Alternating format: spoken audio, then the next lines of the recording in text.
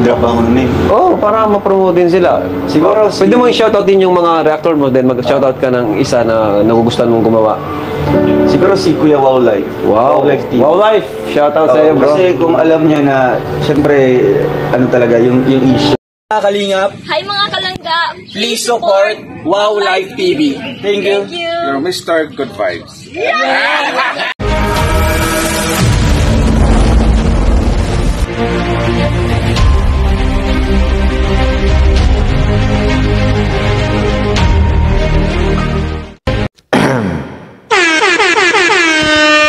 Hello guys, Mega Love shoutout po sa inyo, mga Kalingap Rochelle Couple Fans. Pero, tika lang.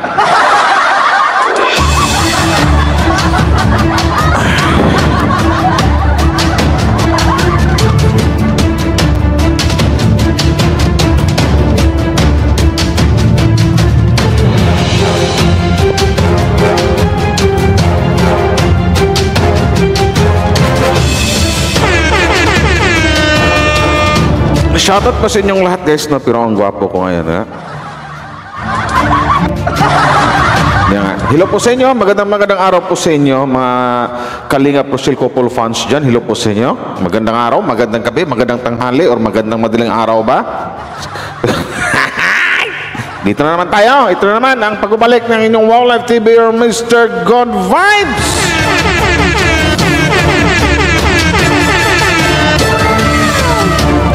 So ito na nga, another video reaction ang gawin natin, no? Pero hindi naman to, no? Hindi to toxic or hindi po issue na naman. Kumbaga, paglilinaw lang.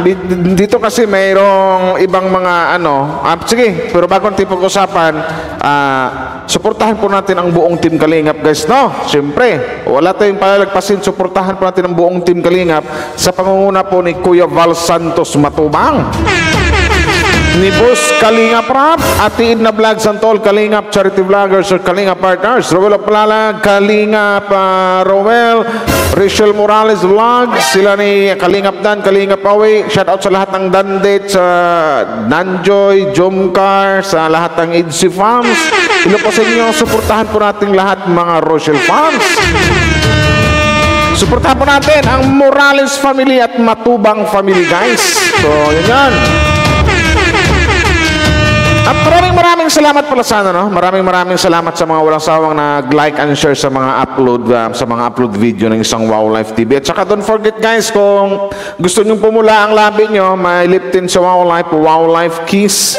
30 pesos lang, bili na po kayo. Gaganda ang buhay nyo, magkakaanak kayo bigla.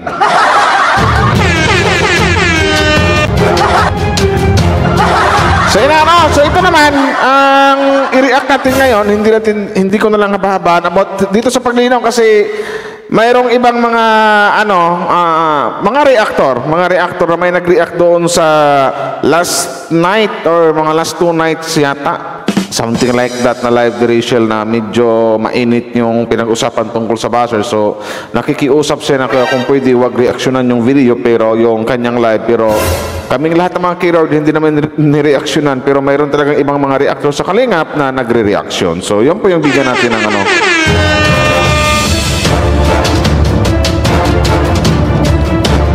About sa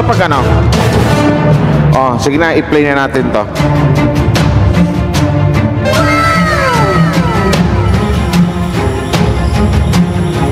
Sa live to ni Langga Rachel. So dapat ding magsalita ang Kiro dito kasi para din sa kasi defenders nga, di ba? Meron siyang rights, di ba? Kasi she's already part na naman po sa Kalingap sila. She's still part of Kalingap. Pero yun ang request na. Ay, oo naman.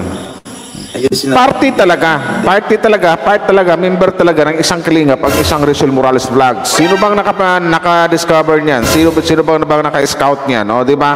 At kung bakit nakilala natin ang isang Rachel Morales Vlogs? Ang ating palangga or ang langga ng isang Dudong Rowel, walang iba kundi ang Team Kalingap. Yan. Yung mag-create siya ng positive vibes, di ba? Mag-create siya ng kung ang goal nyo is para i-defend or para magbigay ng reaction na positive way, ayusin po ang thumbnail, no? Marami na po kami na-encounter na gano'n. Yan din ang pakiingatan sa mga ano. Well, actually, sa ibang mga ano talaga, yung nauso kasi dati clickbait na thumbnail eh. Pero sana naman rin dito, magkaroon po tayo ng respeto doon sa taong nire-react ka natin. Gaya nga sabi ni Dudong Robert at saka ni Langga Rachel, no? Na ayusin po ang thumbnail at saka title. Well, ako actually, aminin ko, nagkamali na rin ako sa aking thumbnail. Pero nung kumonsulta ako dyan sa, basta alam niyo na, hindi ko nabanggitin yung pangalan, kay Daddy Donut, o sabihin ko na kay Daddy Donut. Shoutout Daddy Donut. Ang sabi, walang mali, pero wala kang ginawang mali, pero parang na-highlights lang ata. Pag something like that, hindi ko na ibuo yung istorya. So, nagpapasalamat ako doon kay Daddy Donut. Shout out to Daddy Donut. So, yun na nga, about sa thumbnail talaga, at saka sa title, guys. Yan po ang unang pakakaingatan talaga natin. Ando na yung iba magribat siguro or sumagot sila. Hindi, kahit anong gusto namin, clickbait yan, thumbnail yan, walang mali dyan. Kasi mayroon ng words na clickbait eh, di ba? Kasi yung mga ganyang thumbnail, kumbaga, yung ibang thumbnail na gumagawa ng medyo sobra doon sa tinalaki nilang issue, pampakit ng mga viewers, something like that. So, ang ano lang sana dito, kasi alam naman natin ngayon na sa panahong ito na yung Rochelle talaga, yung dalawang batang yan, yung nasa screen, nakita nyo, ang ating mga idol, ang ating mga lodi, nasa panahon ngayon, marami talagang bashers niyan. So, sana naman po, maging ingat-ingat po sa paggawa po ng thumbnail. Thumbnail lang po na sana yung thumbnail ay naaayon doon sa tinalakay mo o doon sa tinalakay mong issue o doon sa in-upload mo. Ayun lang dapat. Basta sila makapag-thumbnail, hindi naman pinapanood buong live. Maka-content lang. Kailangan ng mga tao basta mainyo pa. Sa thumbnail lang talaga nagka-problema. Ako, na-encounter ko din yan mga kalingap. Kaya marami po ang nag-PM sa akin na ayusin ko daw yung thumbnail kasi it will cause bashing po mga kalingap against doon sa tao na nailagay ko doon na pictures, di ba? Kaya tinanggap ko yung kamalian ko, di ba? Kasi naiintindihan ko man talaga na baka isipin ng mga ibang bashers. Yes, dapat ganyan gaya ko kay Dudong Roel. Dapat ganon.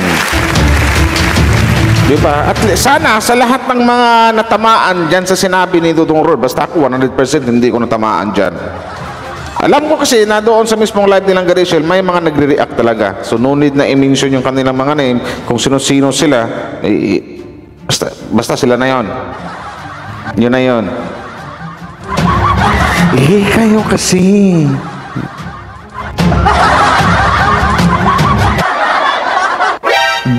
Dudugtungan ko pa sana yung sasabihin ko. Wag na. Binabasher si ganito, ganyan. Baka iniisip nila na kaya nilagay ko yung mukha para ibabash nila. So, ikaw po na malawak yung pag-uunawa, alam mo, di ba? Alam mo yung naging consequence doon sa ginawa ng thumbnail. So, kaya nag-edit ako ng another thumbnail. Di ba? Sige na, itutuloy ko na yung sasabihin ko kanina. Sana, yung ibang mga reactor na nakapanood sa live kagabi nilang Garishel, hindi yung nakaraang gabi, yung kagabi, yung live na yan. Saka po, gaya din kay Dudong Roel na kung may sumita man sa kanya about sa thumbnail, wag din po sana kayong magalit. At wag din po kayong magtampo. Sana sundin nyo rin po. Kasi importante po dito talaga ang thumbnail. Pangalawa na yung title. Kasi yung ibang mga viewers kasi, mga fans kasi, thumbnail kasi yung at tinitingnan uy, ano yung thumbnail niya? Bakit kaya? Ano nangyari? Parang ganun, di ba? Gaya ng isang reactor na yung nag-content ng Keroid last week, di ba? na wala namang sinabi silang Rachel na ganito ganyan ang ugali, pero doon sa thumbnail niya na yung tungkol sa mga tambay or mga ano ba yun o mga ugaling kalye daw kuno ganyan, wala namang sinabing ganyan lang si Langga Rachel, pero pagdating doon sa isang reactor, iba na yung dating. So, doon sa comment section talaga, doon sa upload niya, kung makikita nyo guys, ang daming nababash doon kay Langga Rachel. So, sana man lang, panawagan ko doon sa reactor na yan, kumita ka dyan sa live ni Langga Rachel, nagka-revenue ka, tumaas views mo. Sana naman, wag mo namang i-heart. Parang gustong-gusto mo pa, next time, banggitin ko na pangalan mo. Parang gustong-gusto mo pang nababash si Langga Rachel doon sa comment section mo. Kumita ka na nga sa bata niyan kay Langga Rachel, ginaganyan mo pa yung mga nang babasa sa kanya, hina-heart mo pa.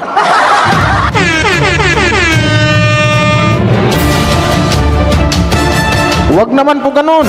Hindi, mali yun, maling-mali yun.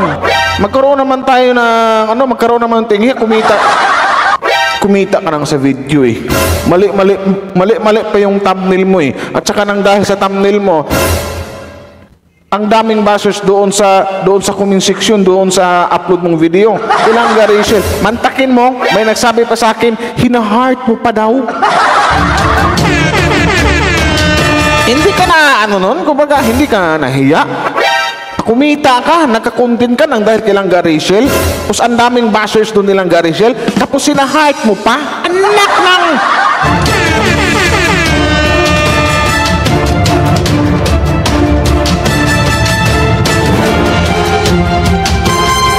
Wag ganon. Sa thumbnail mo pa lang, mababash talaga doon si Langga Rachel. Sinasabi ko sa iyo.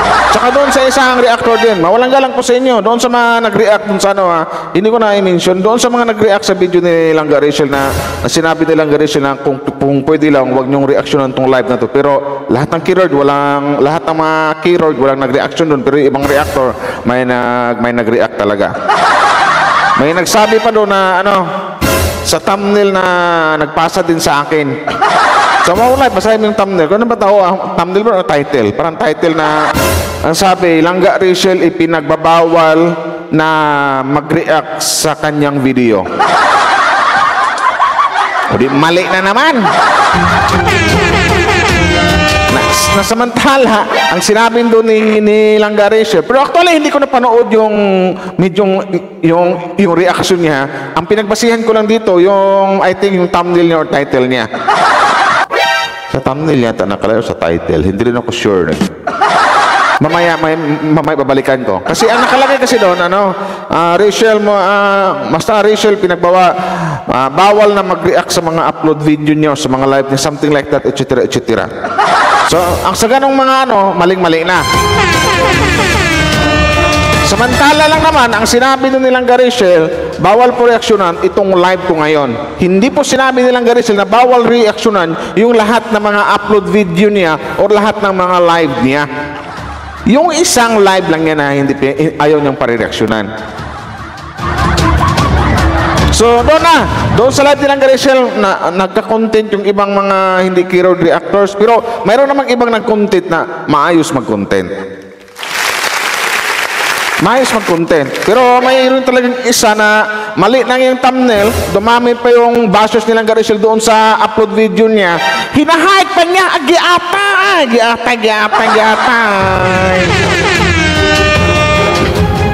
Tama ba yun?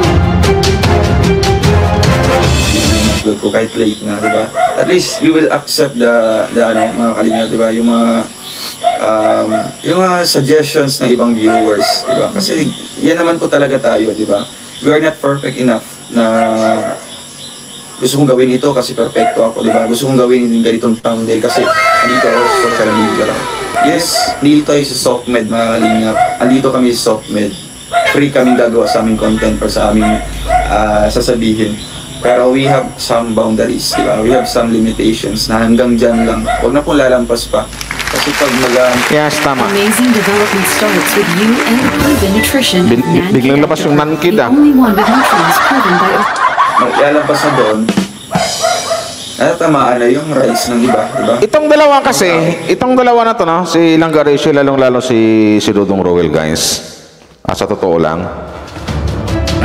Itong dalawa to, kaya kung napapansin nyo, hindi yan sa lahat ng issue sumasagot sila. Pero pag dumating yung time na ramdam nilang napupuno na sila, na kailangan na din sila magsalita, magsasalita at magsasalita talaga sila. Hindi ito yung tipo mga taong palasagot sa mga bashers or palasagot sa anumang isyong dapat talakayin sila.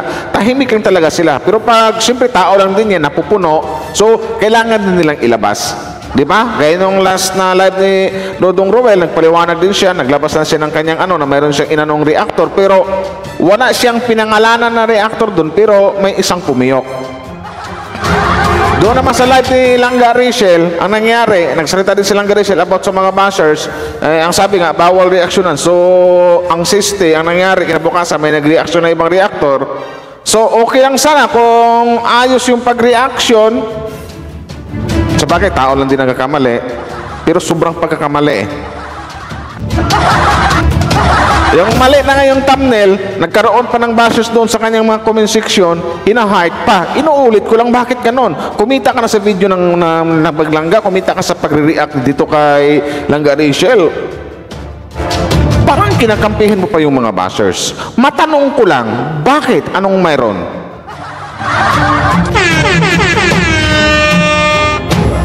Yung nababash na po sila mismo, di ba? Kaya ayun, maging ano tayo, di ba? Maging careful tayo, di ba? Maging careful tayo sa mga thumbnail natin, di ba? Sa mga sinasabi natin na mga words. Kasi one word lang po.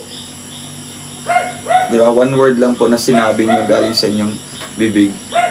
That will, di ba? That will cause talagang misunderstanding, di ba? Ganon. Kaya we need to select the right words, di ba? We need to select yung kaangkop-angkop na mga salita na na hindi tayo makabash ng ibang tao. Basta Yung salita na yung tipong mag-react ka, magsalita ka, yung tipong hindi yung masyadong harsh na mga salita, hindi masyadong yung tipong lang, yung tipong yung mga salitang hindi ka maaaring yung tipong mga salitang, paano kayo explain yung Dudong Roel? Yung mga salitang medyo hindi mainit-init na maaring may mga tao or mga taong bashers or haters na maaring susugod sa'yo. Parang gano'n. Nahihirapan ako sa kalisodong game. basta nakuha na po yung point ko, mga kalinga pa. Alam ko mga po kayo, mga smart learners. Like hindi po strike kasi medyo harsh naman yan. We just simply lang po Reminders. yes, i-remind lang sila, tapos Reminders. magsasuggest lang kami sa kanila if ever na pakinggan nun kami, kasi kami yung tinatapik or si Langga yung tinatapik. Yes, tama. At sana makinig lahat. So ito na nga. So dapat naman sana sa lahat ng mga reactor, pananawagan ko po sa inyo sana po next time po. Pero yun na nga, alam mo naman, tao lang din tayo nagkakamali. Pero sana naman po mag-ingat-ingat na po tayo next time, lalong-lalo na po sa thumbnail at saka sa thumbnail and title. Thumbnail at saka pamagat. Kasi unang-una, nakikigamit po tayo ng video ng Maglangga, Roel at saka kay Langga Rachel. So parang nagkamali pa sa thumbnail, mali pa sa title, mali pa yung pagkaintindi sa buong video, kasi may iba sinasabi na ikukorek ko lang doon sa isang nag-react na hindi po ako nangangaaway kasi mabait naman yun nung sabi nga bawal na reaction, kasi actually hindi ko na napanood yung kanyang kanyang pagre-reaction. Nakabase lang din ako sa thumbnail, so hindi ko na pahabain to. So ang masasabi ko lang na ang sabi doon nilang Rachel na bawal i-react yung mismong live niya. Hindi po yung buong upload video niya or lahat ng mga live niya o bawal na reactional. Wala pong ganon. So nagkamali. Doon naman sa isang reactor na iwan ko sa taong yon. Bakit ganon? Mali na nga yung thumbnail na talagang kasi sa thumbnail pa lang niya nangahakot na siya ng mga bashers eh. Para kay Langga Rachel. Pansinin yung comment section doon. Karamihan dong pangbabash talaga kay Langga Rachel. Hina-heart pa daw yung iba. Mantakin nyo, kumita na siya sa pag-react na kay Langga Rachel. Nang dahil sa pag-reaction niya, dumami yung bashers ni Langga. Parang nagustuhan pa niya, hina-heart pa niya, giatay. So yun na, panawagan po sa lahat ng mga reactors. Sana po next time mag-ingat-ingat po tayo. Hindi po ako nangangawan dito ha. Just a reminder lang din po. Kasi noong una nakigamit din ang video nila. Kumikita tayo ng dahil sa video niya. Nagka-revenue tayo ng dahil sa video nila. So kunting ingat-ingat lang po. So hindi ko na pabain to, no? Maraming salamat po sa lahat ng mga Kalinga Puzzle fans sa mga nag-like and share. Shout out Langga Roel and Langga Rula tuloy. Langga Rachel and Dudong Roel. So maraming salamat sa mga nag-like and share. Bye guys, hanggang dito na lang. Maraming salamat sa mga nag-like and share.